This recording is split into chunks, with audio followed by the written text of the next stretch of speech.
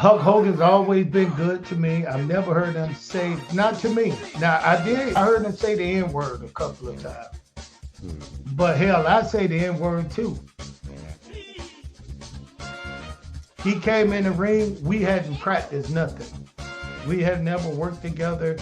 He came in the ring, we didn't know what we were going to do. He came in the ring, next thing you know, the way it turned into a dance off, because I said, hit my music.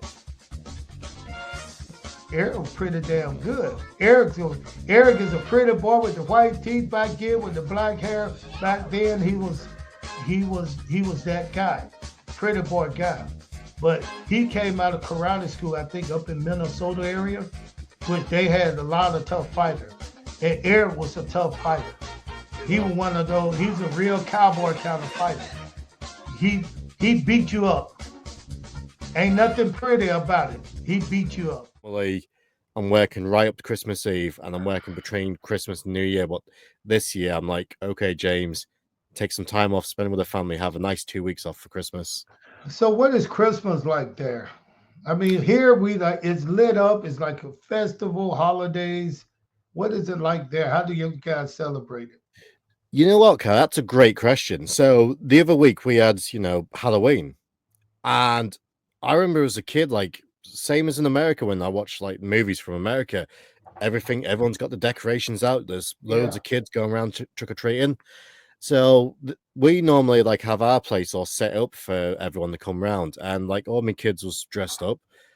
But it's like the spirit of like holidays is disappearing from people because this year there was barely anyone trick or treating, and like no one had the houses decorated or anything. And I get that same feeling with Christmas now. Like no one really cares for it now. It's like everyone's lost the joy in life, if that makes sense. It's like back in the day, people used to tell us Christmas is where you give and receive gifts. And you know, it was the birthday of Christ. They you tell us all these good stories. So we look forward Yeah. to Christmas and giving the gifts and saying thank you and praising the Lord, you know. But now as we got older, we start learning there was a lot of mistruth. There was a lot of tricking people in there. It's like, man, how in the world can I ever believe what my mom and them say when they told me a little fat white man was gonna bring me all these gifts? Then I found out that they were going to the store spending their last dime to buy me all these gifts. So I felt like I was deceived a little bit. And as you get older, you stop wanting to do that with your kid. You want to just telling the truth at what this day is about. Halloween, I don't know what Halloween is about. It's just a way for the candy company to make some money. Don't get me Yeah, wrong, there's the original legends behind like Halloween and stuff, which that's a podcast for another day. But yeah, yeah, I mean Christmas, like you look into it, essentially, Santa Claus didn't exist till like Coca-Cola realized, oh right, yeah. we sell less cola during the winter. Let's create this fictional character based off real life people. Let's chuck them in a red suit and let's sell some Coca-Cola. It's sad to Oh, say, but sure that's the did. truth behind it. You're right. Cause I remember the one where Santa used to come in on his sleigh and knock over a Coca-Cola thing. Yeah, Yes, I that's remember it. that now.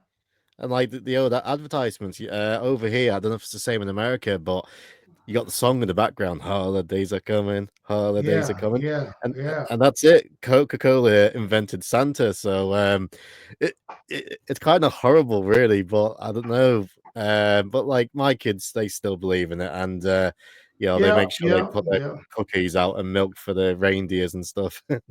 Yeah, but you know, one day they're gonna look back and they're gonna question you like, is daddy telling me the truth? Because he lied to me about Christmas back in the day. How True, can I trust my father?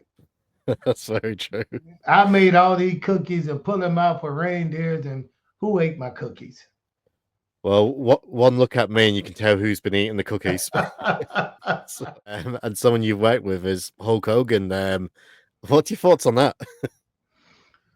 Hulk Hogan's always been good to me. I've never heard him say, not to me. Now, I did, I was about to say, I've never heard him say anything negative, Yeah. something you can say that made me think a different way, but I did. I heard him say the N word a couple of times. Hmm. But hell, I say the N word too. I So mean, how can I be mad at him? And I just never really with Hogan. Hogan's a nice guy. I've always been very respectful to me. He's always been supportive. So he was always a good guy. Now who he believe in the politics world, the political world, whoever he want to vote for and believe in, that's his right. So I yeah. give him that much. I don't care. How was Hogan in the locker room? Because I always hear mixed things, but Hogan in the locker room. He wasn't in the locker room. Hogan had his own office everywhere we went. Every Monday, it was do not to enter. This is Hogan private room. right, But behind the curtain in the back, he was really nice. He just one of the boys. yeah. Yeah, one of the boys. Did you see him? Because the big thing made about him was creative control. Did you see him use that creative control like in I, I, WCW? I'm gonna tell you this. I will call it a mix of this right here. They say he had creative control. But it was one while when I was getting over strong. My character was over. The crowd, whenever I would, all I had to do is look out there, the crowd, boo or cheer. They were loud too. So everybody know I was moving in the right position to get over as a kind of heel turn baby phase or baby phase heel.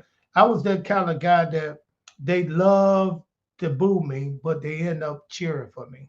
Yeah, So Hogan suggested to me and told me about that he wanted to lose the belt to me.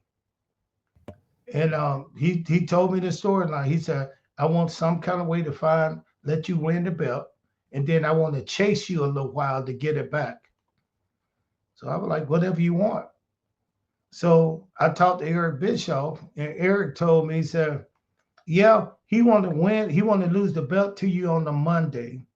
And then he wanted to win it back like on a Thursday or either the next Monday.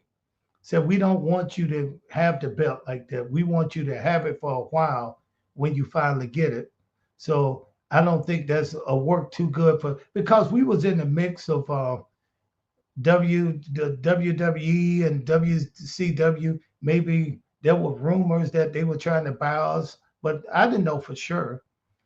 But Eric told him said no, we're not gonna go with that. So creative control. If he had creative control and he wanted to lose the belt to me, as much as right. they said control he had, I know that incident right there would have happened because I was gonna say yes to it when he pitched me the idea. Yeah, I mean, you was over, and one of my favorite segments was you and James Brown. Oh yeah, How did oh that come yeah, about? Please oh tell me. yeah, man, it was just something. It was just something fun, something good. It was something I used to do when I was a kid, watch James Brown, listen to Muhammad Ali, two of my favorite guys, two of my favorite heroes.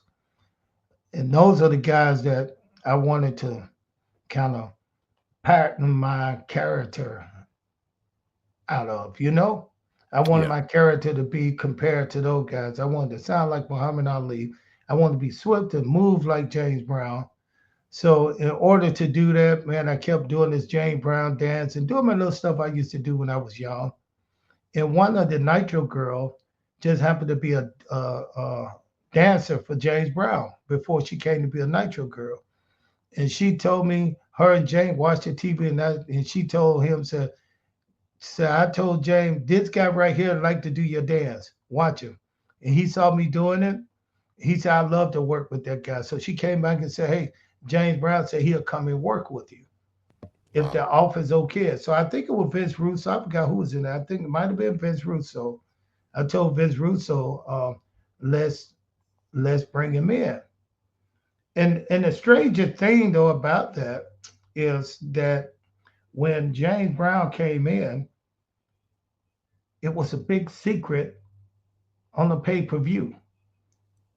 And it was a surprise. I think with somebody like James Brown coming in, can you imagine that if you had advertised James Brown be here, James Brown be here working with the cat, look Yeah. forward to seeing James. Can you imagine what it would have been like? But it wasn't like that. It was like it was a big surprise when James Brown came in on the pay-per-view. If it were promoted, can you imagine the crowd? Man, the crowd went crazy. Oh yeah. When James Brown came out there, he stood in the walkway. He stood right there with his group and people. The crowd went crazy. It was like it was almost like popping the roof off. So he came in the ring. We hadn't practiced nothing. We had never worked together. He came in the ring. We didn't know what we were gonna do. He came in the ring. Nathan, the way it turned into a dance off because I said hit my music. And then I had a couple of words I was supposed to say, a line I was supposed to say to whoever I was working with. And I said, turn my music off. That would be the next thing. So when I got ready to say that, the music was playing loud. And then I remember I said, okay, now turn my James Brown music off. I forgot James Brown was right there. James Brown reached and grabbed the mic and said, play my music, man. Play my music. Then the music kept playing. I hit a step. I never did think he was going to do it. He hit a step. Then I did a step again. Then he did the coolest little one leg slide I've ever seen. I said, this man just so smooth. Yeah. He's smooth with it, man. He was cool with it, man. I forgot it was his. He was the originator, the creator of that dance, and I was in the ring with him. And man, I mean, it was when I was so fast, the crowd went crazy. The crowd didn't settle down till we left. And then in this I tell it was over. Because when I went to the locker room after walking James Brown back, Sting was walking right towards me. And Sting looked at me and said, Cat, real calm. He said, Cat, that was really good. It's probably the best thing on this pay-per-view. Oh, easily. And then he walked away and I looked at him. I'm like, what the hell did he mean by that? Because I didn't know Sting at that time. Then as I got to know him, he just real, he just real laid back, positive always. He say good things. And he was just telling me that was a good spot right there for the pay-per-view. Yeah, no, it's something that's just always going to be remembered by people. And like I said, you was just like when you first came in, Blood Runs Code angle, which we'll get to in a bit, but Oh, just yes. the evolution of your character, and then obviously, like I said, just sharing the ring with James Brown. Like it's James fucking Brown. Like Man. that'll Bro, never happen these days bro, with like I still got the capes. Now this is so funny. So when I found out he was coming, I told her to go back and ask him would he cape me? And she didn't even know what she said. What you mean? I said it's a part where he'll dance, then he'll try to leave, then the guy come out, shake the cape out and put it on it. So would he cape me? And she said, okay, I'll ask him. So she called me back that night, and she was one of the Nitro girl, and he said yes, he'll see you on whatever date it was on. So the day come and we get ready to go through it, and then I remember, man, I don't have a cape. So I was like, I would go just get something he could just throw me out. I didn't give a damn if it was a towel or either, a tablecloth, something he can put on me and cape me. I wasn't told to get, but then when I walked into the trailer, we were talking, and next thing you know, he pulled out these two capes. He said, which one do you want? And it was made by his guy and made it, one was red and the other was gold. He said, which one do you want to be caped? I said a gold one. So he brought it out to the ring. And this was the funny part. he was not supposed to cake me. The guy who had the thing was his right hand man. His name is Roosevelt Johnson. Roosevelt Johnson was his guy that he traveled with for years. So we went on to do the dance, bang, bang, bang. We danced all boom. I danced, I danced, he danced. Then all of a sudden, I started doing the little. I had a signal to Sonny. I said, cause Sonny usually be my cake man, but I had a signal to Sonny like this is when you put the cape on. Right before I do this, then I go down. Then you come and put the cape on and walk me off. So that was our signal.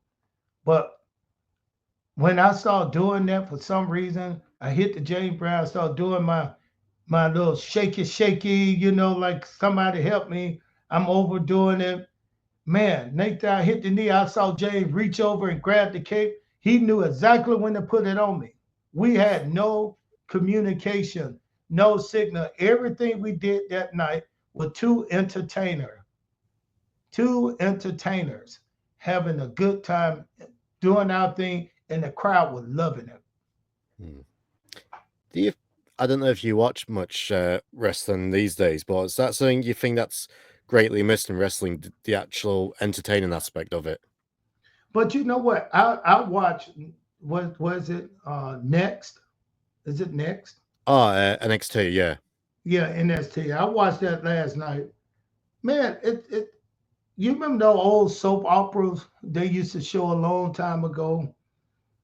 That's what wrestling looked like. Even the way they walk out to the music, it's like they actors and they acting, and they in sync with the music, and us, we just walk out to the ring and we show the entertainment during the match, during the yeah. time we in the ring. But it's overdone now. It's like Hmm. watching a B-rated movie. It's like watching a B-rated movie. And there's some talented people, but watching that last night to me it was a little too much. A little too Yeah, much acting. And right. everything was in place. Back in the day, I used to tell people, the reason I used to watch pro wrestling when I was growing up and young is because at family reunion, I don't know if you ever been to a black family reunion before, a black family cookout, but I'm gonna tell you what it's like. Everybody there having a good time. Everybody got an uncle who drink too much, an uncle who is a preacher, an auntie who thinks she still young with a maybe too short dress on.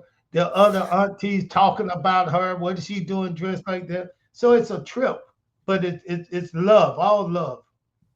And Right. then you got a couple of uncles that sit down in the back, probably used to be two high school college football players. Now they too old to do anything. But all they do is talk about kicking the young guys' asses. Hey, kid, I can beat you in basketball. I can outrun you. This, that uncle. Yeah, I wish you would. I wish you would do that to me. Yeah, I'll beat you. I'll beat you half to death. That uncle. He talks shit all the time. That's all he do is talk about kicking somebody's ass, about how he used to be in the day. Everybody was afraid of him. Then one day, you get to see that uncle in the ring on TV about to go against another uncle. Now you get close to the TV, you about to watch and see what this uncle can really do. And you cheering for him the whole time. That's what wrestling was like. It was like having those two uncles get into the ring and fight each other and see who gonna win. They always talking. Let's see what they gonna do. Hmm. Today, today, everything is in order. Everything is in the right place. Every move is so practiced that you can tell it's practice. And maybe Yeah. that this way the way it is with me because I am a real fighter too. I'm a shooter. I still practice knocking people's heads off. The harder thing for me was trying to make myself look fake when I got there. I'm trying to show the inside. But in real fighting, they tell you don't show the man you're tired. Don't show your opponent when you hurt. Keep that in. I've been hit so hard before, and you probably can tell. I've been hit so hard before where the room was going around and around, and I'm just standing there smiling at the guy saying, "I'm ready. I'm ready." Because if he had realized that I was dizzy, he was coming over to get me. Mm. So it was totally different. Now when you see these guys, man, everything is so perfect. The moves are so, I mean, they some good. It's like watching circus clowns in the Yeah. ring. Everybody want to look good. Everybody want to be cool. Everybody want to be, everybody want to be sexy. They want to be sexy, and all the guys want to be cool. If you go and look through wrestling back in the days, you had guys who wanted to be goofy, who wanted to be that person that you don't pick on your team when you're playing basketball. You the only person still sitting on the sideline. Nobody pick you on the team because you're not that good. Mm. But then you trick them. Somebody finally pick you on the team. You get on the court and you show everybody up. That's what wrestling used to be about. It Yeah. was about that right there. Now it's more about theatrical. It's just not good. No, don't let me go back and rephrase that. I'm not gonna say it's not good. It is good to some people because people enjoy it. Yeah, it's no. I mean, I agree. It's growing up watching wrestling. When I used to watch it, it used to be like a fight between two people. But now, like you Yeah. said, everything's just Whoa, so it's like a choreographed. it's like a dance. It's like Yeah, a dance now. yeah, From the time they walk out, when the three girls walk out, they all in sync. They look like a girl band, mm, girl singing band. They went three guys. I was watching these three girls that came out. They was in sync. They moved just right to the music. They stood there, hit their pose. The pose were perfect. Man, but what about that time, man, when you would see Stone Cold, music hit, the music hit, and you just see an old man, not an old man, but you see a wrestler and limping to the ring because he had that hurt leg, just limping to the ring. All he gonna do is get in the ring. Man, that was so entertaining. A Vince McMahon, when he mad and he come out there, he got his little wobble.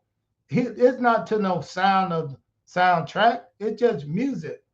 They hit my music. I come out, do a little James Brown dance, then I hit that ring. no, definitely. Well, speaking of fighting, so one of the things I do want to talk about, it's one of my favorite movies, and it's probably not the movie you're going to be thinking of because everyone's going to think I'm talking about the wrestler, which I will in a minute. I want to talk about Blood and Bone Oh because yeah. that is an amazing film. I love Michael Jai White, big fan of Bro, him. bro, I just finished two movies with. I finished a movie with him this week. I Oh, played sweet. it. I played his best friend. It's a Gotta hook me faith. up, Cat. You gotta hook me up Yeah, with him. it's a faith-based movie, and it was so funny. He was just in town. I knew he was in town. I was just in California all week, so I called him the day I was going to California where he lived. I said, "Hey, Mike, where you at?" He said, "Man, I was just gonna call you. I'm on my way to Atlanta." And I said, "Oh man, I'll be here in LA for about 4 days." He said, "Well, I'll be in Atlanta shooting a movie for about another week. So when you get back, I'll be there 3 days." So I got back, I waited, then I called him up. I said, "Hey Mike, where are you?" He said, "Man, I'm way out from Atlanta, but I'm here in Ellenwood. That's about 15, 20 miles away from you." And I said, "Hey, you know what? I'm gonna come out there and see you." I get halfway out there, I get a urgent call from him saying, "Hey, you need to get here because one of the actors that was supposed to play this part, he walked off set because him and then one of the directors got into it. So they're going to either audition for it or I told him you can do it. I said, just wait till you get here. He's good for it." So I got there, boom, they gave me my lines, Nathan, I'm on the movie with Michael White, talking to him, playing his next door neighbor. But that's a movie we got coming out. I just finished that one this week. But we got a good movie. It's called Trouble Man, with Mike being a club owner. He get to kick some ass in this movie. And my ass is one of the one that get kicked. So I play like a hitman. I'm the hit man, and he's a club owner, and the owner of another club sent me to bring him in, to bring him back to them. So I broke into his house. It's good. Wait till you see it. It's Trouble Man. Look Oh, for the okay. cat in there, bro. I mean, it got some big names in there. You know, got Michael Epps, got Lala Anderson, it got Nice. Snoop Dogg father. So it's one of those. It's one of his movies, and it's Yeah, really, really, really fun. And you see the cat. He's in that movie called Trouble Man. Troubled Man. Yeah. How legit is Michael J. White? Like, you see him on screen, but how legit? Like, can you tell everyone like how strong he actually is? Let me tell you that, and it's so strange that you said strong. He's unbelievable strong. Mm, Techniques, everything. He's always been like that. We started taking karate together like in 19. That's what happened when I went to, like I said, I went up to New Jersey about to play football for Donald Trump, New Jersey General. Once the season was on lockdown, Donald Trump found said, hey, you can stay here, some of his guys, or you could go up to Connecticut. My friend owned a semi-pro team up there. You could go up there and get some work in. So I moved to Connecticut, and one of the things I started doing is karate. So I went to the karate school, and I met a lot of good fighters, a lot of good martial artists, and Michael was one of them. And he was young though, you know, he was very young, and we studied karate together. We traveled, we fought tournament, but Mike wasn't as interested in doing karate. He was right. good at it now, like in a dojo, would nobody mess with him. He was like they knew he was a bad. I saw Michael White, no lie, it was a rivalry school right down about 5 miles away from our school. At this school right here, it was one of those schools that didn't do any fighting outside of their dojo. All they fighting was done within their dojo. With me, they only fought themselves. And most of them were business guys and guys who just wanted to be bad and wanted to do karate. And it was a bunch of them.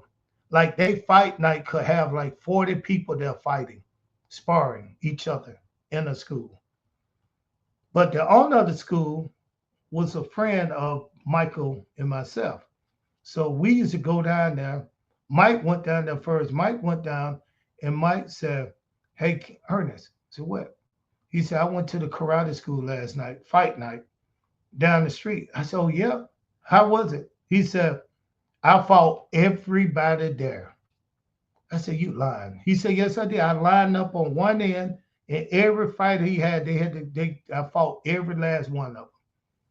I was like, man, the next Monday, I was there doing the same thing. I fought every last one.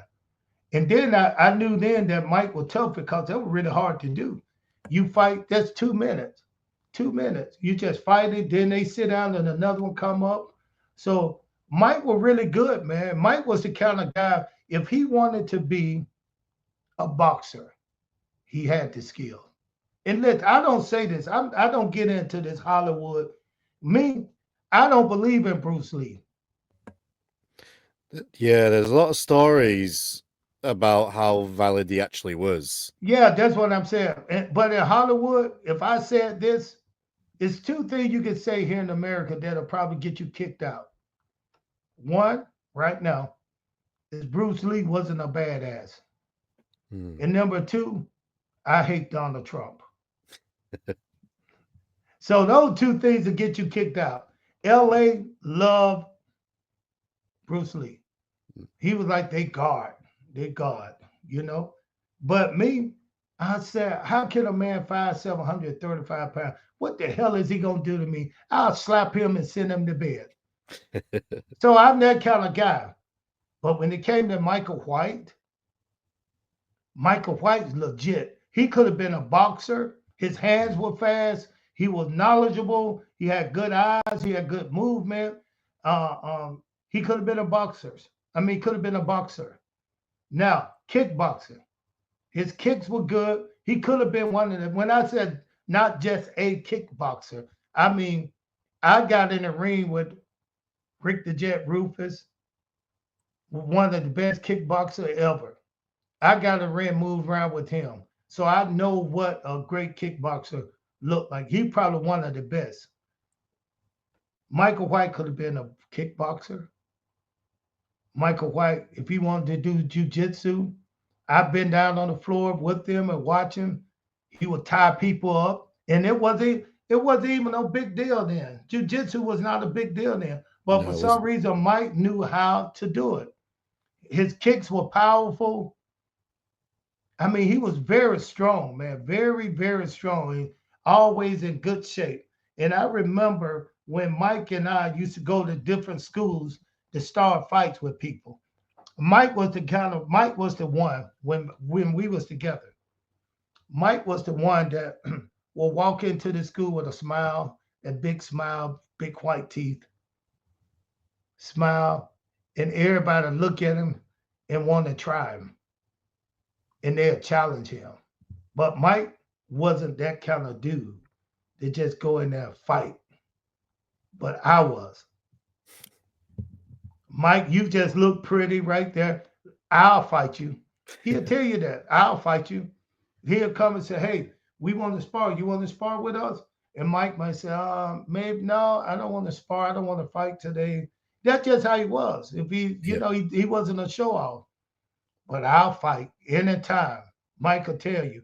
He'll fight anybody. I'll fight in your own dojo. I used to go to the dojo when I was young, and I was a black belt at 16, 17 years old. I'll walk into a dojo. If I see a dojo, karate school around, my dad, like for instance, my dad was driving us around. He went to a grocery store. He told my brother and I to stay in the car while he went in the store shopping for grocery. I looked around and saw karate school behind me in the shopping center across the street. I get out the car, go over there. They're sparring. No lie. I'm 16 years old. I said, he asked me what I'm doing. I said, I was just looking. Then I said, can I spar with you guys? He said, yeah, pick one about who you want to spar with. I said, you. And I was a kid, and we'll go at it right there. And these grown men swinging at me. But I asked for it. They couldn't stop me then. So I was that kind of dude. So when Michael and I used to get together and go to the karate school, Mike was a pretty boy. Mike would kick ass too, but Mike kind of hesitated a little bit. I said, I'll do it. But Mike is the real deal. Yeah. He's the real deal. He's an Uh, actor who's acting, but he's an actor who is a real fighter. he's legit. Like, I love all these movies, rather be Blood and Bone, Undisputed. Like, But they just called one of the guys told me at the restaurant. I get recognized for that movie all the time. I just had some of my students come back and at a karate tournament last weekend. I've known the mom and the dad for years. The son is one of the karate students. The mom and dad talk to me all the time when I go to these tournaments, and they were so happy to see me. They said, "Let me ask you something. We were watching this movie, and I told my husband it was you, but he didn't believe it. He said, well, you in a movie called Blood and Bone, were you Mama Dearest? I said, yeah. And they went crazy. They were like, oh my God. They know my career. They know I was a legend in other sports, football, karate, wrestling. They already know that. But since I was in that movie, Blood and Bone, all they could talk about was how much they loved that movie. And the dad summed up everything when he said that movie for Michael White is just like Bruce Lee Into the Dragon. yeah. And I was like, man, that's deep right there. That movie that good. That's deep. It's a great movie. I have to be honest, Kat. So I actually do a movie podcast with a wrestler, Paul London. I don't know if you remember him. Yeah, I know Paul. Yeah, I know Paul London. Yeah, me and him actually has a movie podcast we do as well, and because we both love martial arts, so we're gonna have to get you on there as well to talk about it because Oh now man.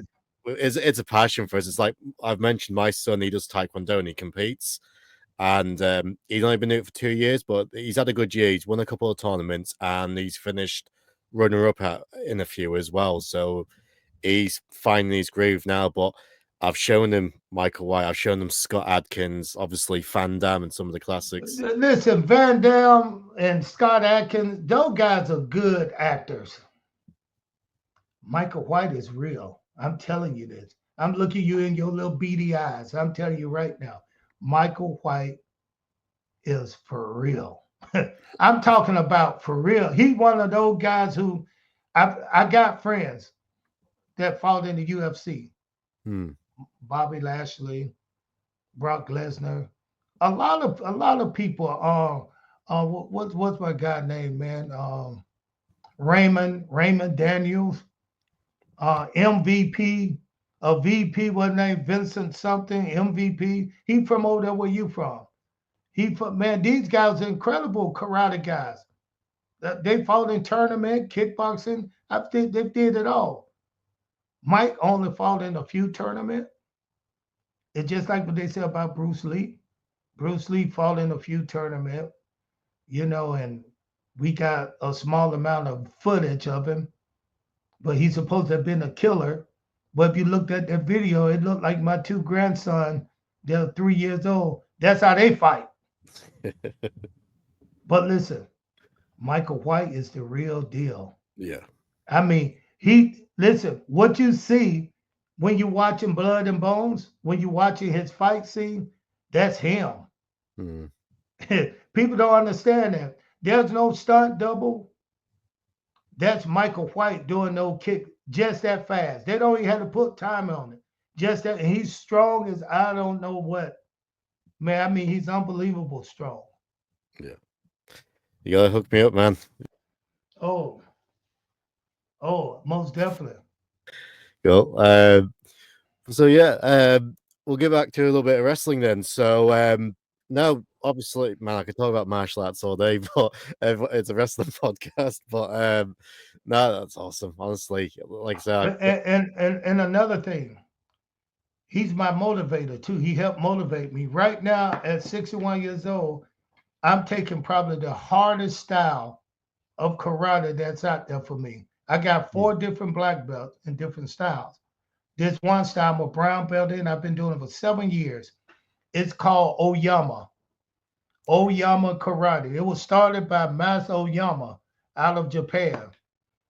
And this guy was crazy. He created this style just so big guys could beat the hell out of smaller guys too.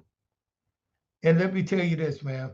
All they do is beat each other up. It's the one you see where they have bare knuckles. They punch into the body real hard, kick into the leg. Even when you win, you get beat up.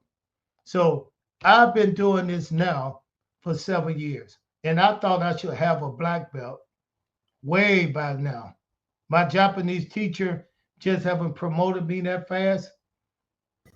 But I tell you what, it was a time when I thought about, say, I've been doing this too long. Why? I'm leaving. I'm not doing this anymore. But I'm one step away from a black belt. And one of the things that I'm looking forward to doing, it may kill me. It may hurt me. But I got it. It's going to show just how bad I want this black belt. It's called Kumite. It's where you fight 100 fighters for 1 minute each, back to back to back to back. 100-man fight. That's when I get there, they call out 1, call out 2, then they call out 3. Now think about it, 1 minute each. And sometimes my Psycho Shihan is Oyama. He originated of this. If you read the book Oyama, it's called The World of Oyama. Read the book about that and see what you think. Get back to me and tell me what you think about that style. now Now, definitely I'll look at that. Psycho Shihan Oyama is the youngest brother. It was 2 brothers who brought that to America. They came here with their Kyokushin. Then they changed and broke off and started teaching Oyama. One moved to New York, which was Michael White teacher. And I didn't know this at first. It was Michael White teacher, Sugar Fool Oyama. His little brother moved to Birmingham, Alabama. That's my cycle she hunt. He's 87 years old and still kicking, still punt. But look at how they practice and tell me. So I told Mike, I said, Mike, I haven't got a black belt yet. Michael White, I'm just talking to him one day. I said, I'm tired of going to these classes. I get beat up. I can't sleep when I go home. My body's so beat up. But I'm here every 3 days a week. He said, no, you too close, bro. He said, you too close to quit. You got to continue to go. He said, I'm going to come to your black belt test when you do it. I'm going to need some help, but I'm not going to quit. I came too far to turn back now. I'm gonna get that black belt no Yama. But I want you and whoever listening to this, if you don't believe what I'm saying, read the book of Oyama. Oyama. Oyama. Oyama Karate. I'll definitely look for that. Oyama Karate, definitely. But someone else then who done a bit of martial arts, Eric Bischoff. How legit was he? Bruh, Or was he at all? you gonna start thinking I'll talk about all my friends. You just hit the two names. You tell everybody now you already know the relationship between me and Eric Bischoff. I you teach his son karate. Hmm. But Eric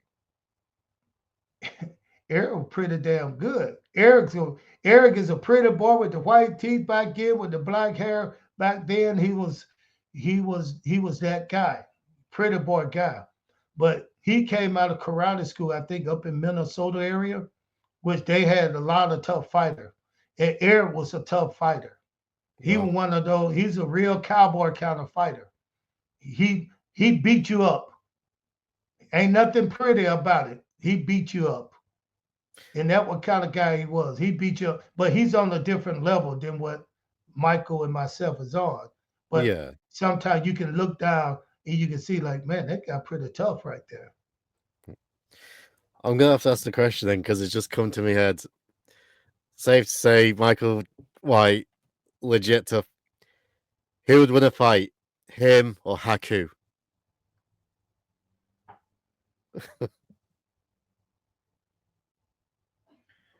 It had to be Michael White, Wow. bro. I'm you know what? I won 12 kickboxing fights. 12. I Hmm. was 12-0. I fought some huge guys, big guys, 7 foot tall. I got the tape. Knocked them out cold in the second round. Big muscle guys. They couldn't stay with me in the ring. I was in the ring with a guy who was physically looked like Bruce Lee, 285-pound Bruce Lee, muscled up, everything, doing full split. I'm looking across the ring at him instead of looking at somebody who people probably thought this guy can kill somebody. I'm looking at this guy and I'm thinking to myself, this guy would have got to be a damn fool. I can't believe he's in the ring with me. I can do so many things to this guy that I could kill him if I want to. That's how I thought about fighters when I laid eyes on them and they was in the ring with me. I know what I could do. I know what I'm capable of, no matter what they look like. I got too many weapons for one person to defeat me, who just strong and tough. I'm strong, tough with 1,000 weapons. Michael White is the same. Yeah. Haku is a bad man. Don't get me now. He's a bad man. He's a bad man. But it's gonna take a lot to put down Mike White. Now I would not want to fight neither one of them. No. I would not want to fight. If me were mad at me, I said, me, please, baby, let me buy you a beer. I don't want to fight you. Michael White, hey bro, I don't want to fight you.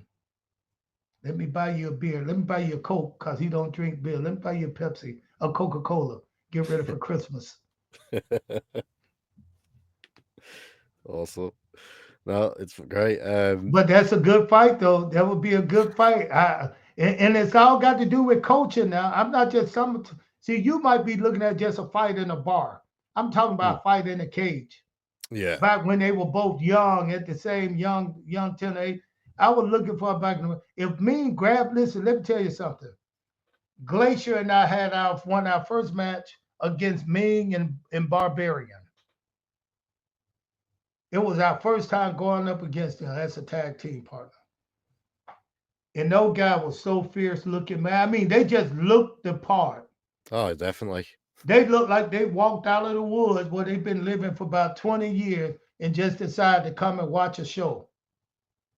They ain't cut their hair. They big, country strong, no shoes on, bare feet, rusty elbows. I mean, just one of those guys. Now, let me tell you this. We getting ready to go in the ring with these guys.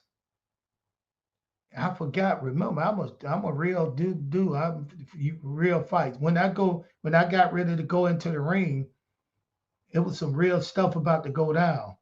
I forgot that I was in pro wrestling. This is not real. But I'm getting ready to go on, and they said I was so nervous. And Glacier said, "No, man, I wrestled them before. They're gonna take good care of you." I said, "But they haven't asked us what we want to do." He said, "No, just trust them. Those guys are good." So I was like, oh. So you know how you get baby oil all up, you grease yourself down, so your muscle be shining on TV. I was looking for some baby oil. P Diddy wasn't around then, so I couldn't get none from him. So what I had to do is I had to go and find something. And Disco Inferno walking by, he had something in his hand. I said, "Can I use some of your baby oil?" He said, "Yes." And I started putting it on, and we going over the match. Then next thing you know, I smell like fruit, strawberries and peaches. I said, "Man, what the hell is this, man?" Said, "I can't go in the ring with these two guys smelling like this." I told Glad, said they gonna eat our ass alive. They gonna eat. We smell like pineapples and bananas and stuff going in the ring with this guy. But let me tell you something. We went in the ring with those two big old suckers. Man, they was the most athletic guys I have seen, other than big guys in football. I played with a guy called William Perry. I don't know if you remember him. William Perry went to Clemson. He Oh, was three. refrigerator. Yeah. Yeah, no, this guy could play basketball. I saw a vertical dunker ball. He could move. He was able to move. William Perry was, I mean, his foot speed was fast. Fast. That's the only big guy I ever seen move so smooth like that until I got in the ring with these guys in a small square. These guys were moving so fast, and then they stopped on a dime. If you needed them to be in a spot, they were right in that spot. It was one, and I'm telling you, I didn't feel not one thing in there. They were so gentle and easy on you in the ring. Now, Ming is one of my best friends. We just finished doing the movie, The Unbreakable Bunch. We in the movie together. When we doing this movie, we got to spend a lot of time down in Florida together. We got Glacier in the movie. We got Luther Biggs. We got a lot of good guys in them. DDP. We got Larry Sabisco. We got a lot of talented guys in this movie. You need to go see it. It's out now streaming, called The Unbreakable Bunch. I'll definitely check that out. It's but now, like talking with you tonight, like, and we spoke about how wrestling's changed now, like how it's all choreographed, everything is perfect. But I just hate name, using that word choreograph. I can't use that as a wrestler because it's really um, not. It shouldn't be. Think no, it about shouldn't this. be. Have you But ever seen Have you ever seen two guys get in a fight in a bar? yeah, they don't fight like how what you see on TV these They days. don't fight what you see on TV. But let me ask you this, James. You watched it though. You were sitting watching it just to see what was going down, right? Oh hell Everybody yeah, started looking at that's a fight. yeah. I've never seen somebody get in the ring and step for step. You take step, you take this step, you grab my hand, you do this, you do that, then you turn yourself around. That's what it's all about. Hmm. That's dancing. Yes. I watched the show last night. It looked like I was watching theatrical play or something. Like I'm getting down to watch well, I haven't went to see a play in a long time, but to me it looked like it was just too scripted. Yeah, definitely. And then I saw your boy Triple H, not Triple H, but Shawn Michael. He's coming out yelling at a guy. Didn't even make sense. It didn't make sense. It's like a bad Tubi movie. Yeah. You know, you look at, but it's entertaining. Kids Mm. love it. Kids love it. But I read too into it. It was a spot to where the guy was trying to talk to the general manager. I forgot the girl name. And he touched her arm and she said, "Don't touch me," and turned around. Somebody pushed the door and the door hit her and knocked her down. Then out of nowhere, Shawn Michael came and started yelling at the guy, telling him, "Don't you touch her. Don't you touch her." Then the whole time they looking at Booker T and the other guy that saw the whole thing, saw that the guy didn't touch her. It was somebody else pushed the door. So why do they have that all on one channel? Maybe that should be as it played out, you know? And then the match is just so, I mean, bro, that's what they like now. I don't want to sound like I'm too old and I don't watch it. Maybe that's what they like now. It seems to be. I'm not the biggest fan of it myself, and it just seems to be that's what people enjoy these days. I mean, if they enjoy it, they enjoy it. It's just whenever I pop on the network, I'm always going back to the 80s or 90s, watching stuff from Yeah. back in your day or even before that. Even so, Do you yeah, watch AEW? I haven't watched it for a long time. Well, How do you have a wrestling podcast if you don't watch the content? thankfully, I talk to people who entertained me over the years, like yourself. So that's why my channel's now an interview show, not a review show. Let me put my glasses on, make sure I see you because okay, I'm gonna tell them James do not watch AEW. What do you think about Tony Khan? Now, this is the interesting thing. I talk to people who's in the business, and Tony Khan. I'm end of the day. I'm just a wrestling fan. Tony Khan is just a wrestling fan who happens to have a shitload of money, and he treats the wrestlers like they're action figures, and he doesn't know the first thing about booking a show. You know, I think that too. I mean, I've been around AEW and I've met him a couple of times, and people tell me he's a big fan of WCW back in those days. But not one time have he stopped to have a conversation with me to say, Yeah, "Hey, Cat, I went." You know, I did. Mark Henry took me in his office. I spoke with him, had a shake hand. How you doing? He invited me to come and watch a NFL game with him. You know, him and his family. But it was just so strange that somebody could be a fan of yours, but they don't really take the time to really sit down and get to know you because they mm, too busy playing with the other guys in the toys, business. I toys, can't. basically. Yeah, They're just toys to that's them. pretty much. Yeah, yeah, I mean, and don't get me wrong. It's I'm grateful you've gave me your time tonight because I grew up watching you. Like I said, I'm 35, so I'm born in '89. So yeah, the mid to late '90s, that was my peak fandom as a wrestler, as a fan. So watching you on my screen like every week on Nitro, it's a privilege to be able to speak to you and ask you questions.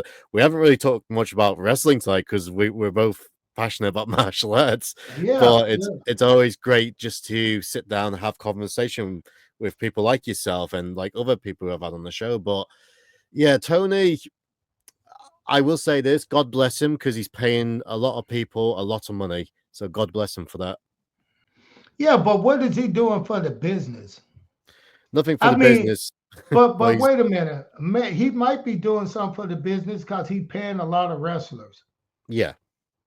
But that's not doing anything, I think, for the business. You know, the reason I even start to get into Tony, one of my friends is friends with his father. Mm, And the first thing they told me about Tony, Tony was such a big wrestling fan that Tony wanted to get in the business, change it around. He wanted to help these guys have like retirement, health insurance. He wanted to do all this stuff for the wrestler. It's gonna be different than just than what it used to be when we was there. We had no investment. We got no retirement plan. They paid us good when we was there, but we didn't get in a retirement plan. When you retire, you just retire. If you got money, you got money. But it was just lucky with me. I had a career before I got into wrestling, and wrestling did something for me that really helped me out in my career. It gave me a bigger image. So I'm not just a karate guy, the karate instructor. I'm Ernest the Cat Miller as well. yeah. So being Ernest the Cat Miller, for some reason, more people wanted to see me more. Like now, I own a construction business too here in Atlanta, Georgia, and it's all based off network marketing. It's like who Yeah. I know, who you know. They get a big deal, and somebody say, "Hey, yeah, I know Ernest the Cat Miller, this wrestler." Oh man, do you? Let's sit and meet. Nathan, we're talking business. Mm, So we get that done, and then like you said, I've been fortunate to be in a lot of good movies. yeah. Some people look at me as an actor. I don't see myself as an actor, but I can read, I can understand words.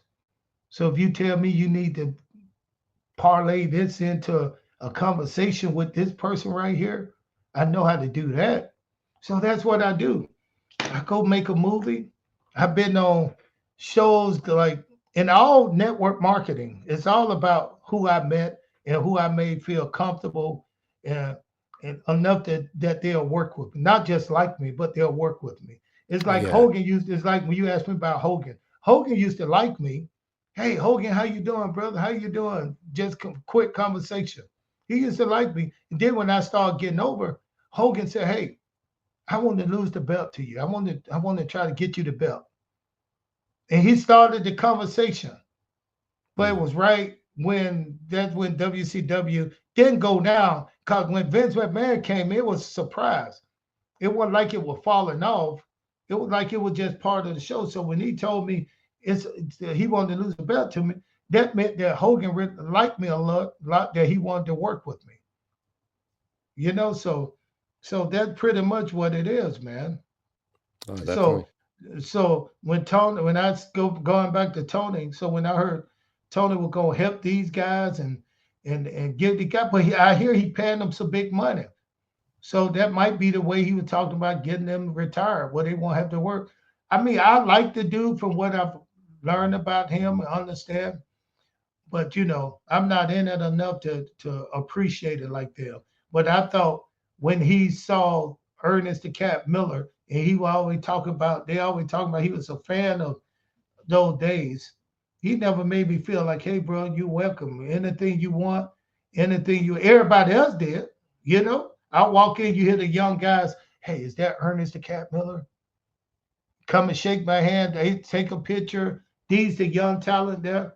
But I never got that treatment from from Yeah. from him. And I didn't want it. It's not that I was looking for it, but you like to be appreciated. Oh yeah, definitely. You want to feel appreciated, or at least very least respected. Yeah, and he didn't throw me out, so maybe he did show me respect. Mm, awesome. Well, Kat, it's been a great talking to you. Honestly, we're gonna have to do a part two, but before we Yeah. go, I want to promote your podcast, the Cat's Corner. Tell everyone about it. Well, it's a cat's corner. It's just me talking. You see, I run my mouth all day long. It's just me having a good time. I'm bringing on some of my friends like Goldberg, Ric Flair, Bret Hart, Stevie Ray from Harlem Heat. Oh, great Um, guy. I've spoke to him. Great guy. yeah, man, I got so many friends and so many, and He's we just, smart about politics, oh Stevie. man, see, He is I smart. don't even talk politics with him, but I was just saying I got some good friends, and all we do is have fun. And I got Mm, a co-host, Suge the Big Ray. So I call it Big Ray. But he called himself Suge something. He should have been on here. I told him to come on with me. So it's podcast that's on YouTube. What is it, Spotify? yeah, I Spotify. think something like that. So it's a good show. We got some good people coming on, and we just having fun. And we trying to get on more. We trying to get on more platforms. Yeah, But me, I just like entertaining. They put me out there. awesome. So that I just got a call and say, hey, we on Spotify now. So so that's a good move in the right direction. Awesome. Okay, it's been awesome. Like I said, thanks very much, and definitely we'll do a part two. And I feel like we've only just scratched the surface tonight, so yeah, definitely more stories to be told. Hey, bro, really nice meeting you, man. Really nice meeting you.